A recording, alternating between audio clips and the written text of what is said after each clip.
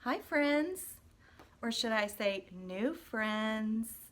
My name is Emily Franson and I'm the new pastor for Faith Formation at FPC, and I am really looking forward to getting to know you and your families. And this morning I'm going to read you a book called Being Frank. Frank was always frank. Honesty is the best policy, he said. Frank never lied to his schoolmates. Your freckles remind me of the Big Dipper, he told Dottie. Dottie pulled her hood over her face. Your singing is kind of shrieky, Frank told Carol. Carol stomped away. Frank always told the truth to adults. Your breath smells funny, he told his teacher, Miss Zaroma. She sent Frank to the principal's office. Your toupee looks like my pet weasel, he told Principal Wiggins. Mr. Wiggins called Frank's mom. You wouldn't get so many wrinkles if you didn't glare at me like that, Frank told his mom on the way home. And by the way, you're speeding. And Frank was always honest with police officers. Yes, officer, he said.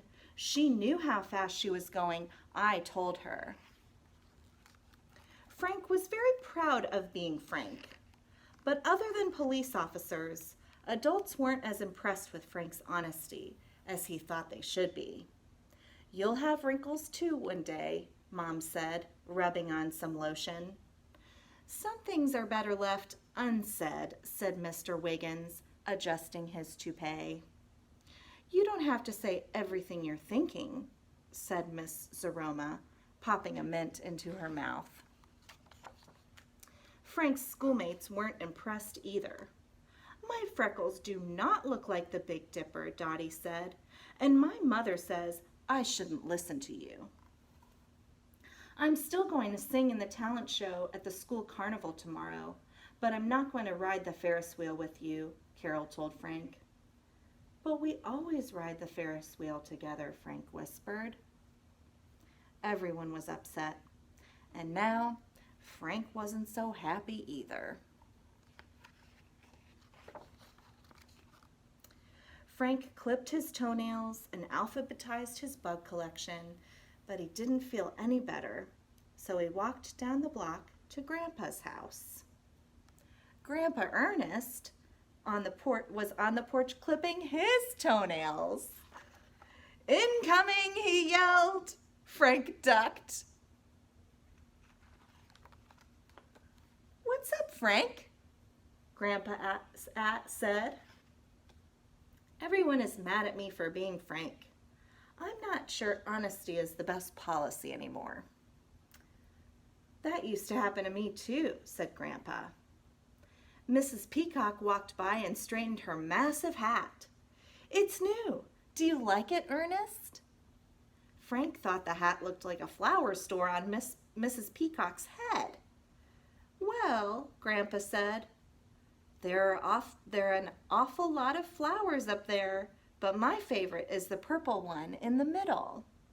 Thank you, Mrs. Peacock. She beamed. Toodaloo! Frank couldn't believe his ears. Grandpa, you lied. No, Frank, I told the truth. I really do like the purple flower best. I talked about the good things on her hat instead of the not so good things. Grandpa's best friend, Mr. Pickles, pulled up in his truck. Try this relish, he called, handing Grandpa a jar and a spoon. I've got a cold and I can't taste a thing. Grandpa scooped a spoonful of relish into his mouth.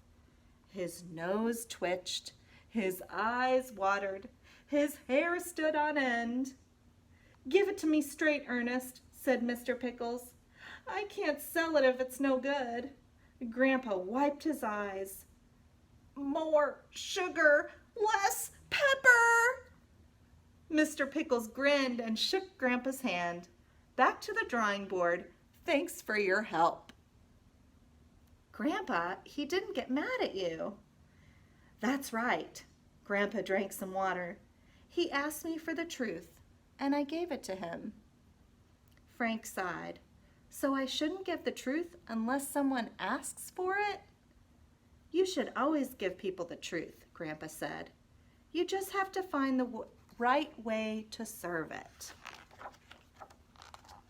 The next afternoon at the school carnival, when Miss Zaroma laughed like a horse, Frank said, "You tell great jokes." When Mr. Wiggins did a weird dance, Frank said, "Impressive spins, sir." When Frank saw Dottie, he said, "I like dots better than squares." And when Carol sang, Frank said, "You sure can hit those high notes." Carol smiled at Frank. "Dottie and I are going to ride the Ferris wheel. Want to come?" On the way home, Frank gave his mom a poem he wrote for her. It says, "Mom, your hair looks nice today. I only see a little gray."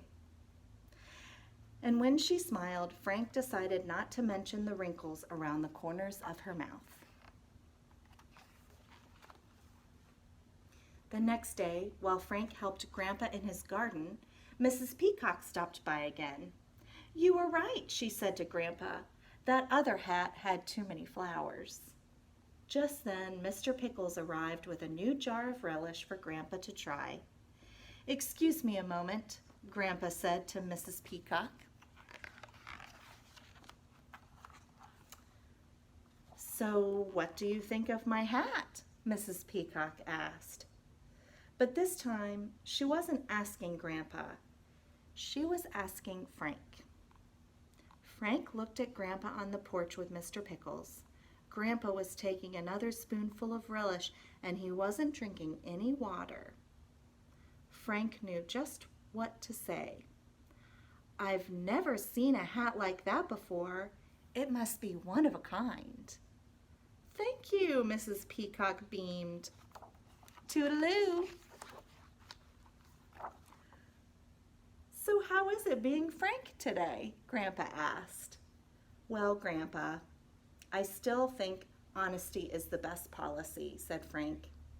"But now I know it's best served with more sugar."